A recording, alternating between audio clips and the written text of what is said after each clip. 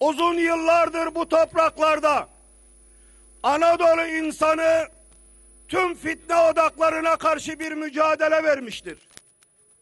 Son yıllarda ciddi kazanımlar elde edilmiş, iktisadi bağımsızlık imkanı yakalanmış, emperyalistlerin çizdiği sınırlar anlamını yitirip yeniden ümmet olmanın farkına ve şuuruna varmıştır. Hırsızlık yapanlar geçmişte olduğu gibi sadece meşru yollardan ve bizatihi milletin kendisi tarafından değiştirilmelidir. Milli İrade Platformu olarak olan bitenden dersimizi alıyoruz.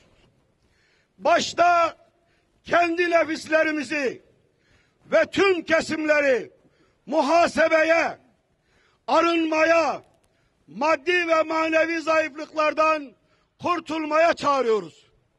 Değerli kardeşlerim, sözlerime burada son verirken özellikle önümüzdeki pazar gününü pazartesiye bağlayan akşamın kainata rahmet olarak gelen, herkesi rahmetiyle kucaklayan, herkesi merhametli olmaya davet eden şanlı peygamberimizin özellikle bir ümmeti olarak bizi burada duyan, bizi dinleyen, sesimize kulak veren herkesi, ama herkesi vicdanlı olmaya, merhametli olmaya, adil olmaya ve direnmeye davet ediyoruz.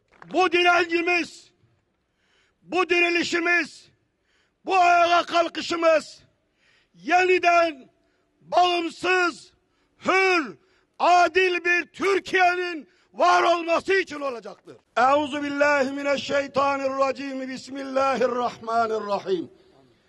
Elhamdülillahi Rabbil alemin.